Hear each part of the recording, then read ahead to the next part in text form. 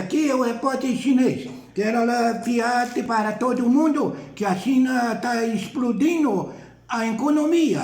Vai atingir o mundo inteiro e o Brasil muito preocupado com o que vai acontecer com a China. As bolsas vai tudo explodir, um prejuízo muito grande. A China ela quer tomar conta do mundo, mas se lascou.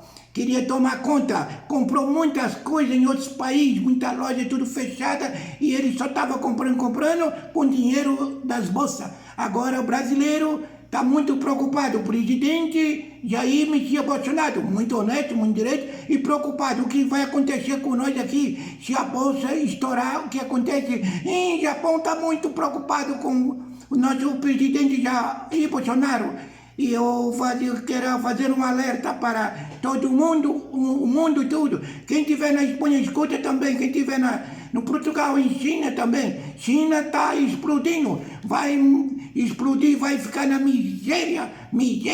Porque quis muito dinheiro e se lascou. E China diz para brasileiro, te cuida, Bolsonaro. Vai economia muito grande aqui, porque a bolsa vai cair em todo o mundo. Chinês muito inteligente e avisa.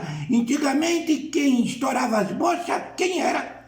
Eram as mulheres que iam ganhar neném. A bolsa estourava, ganhava neném. Então, agora, a bolsa que nós estamos falando é bolsa do mundo inteiro, onde guarda todo o dinheiro.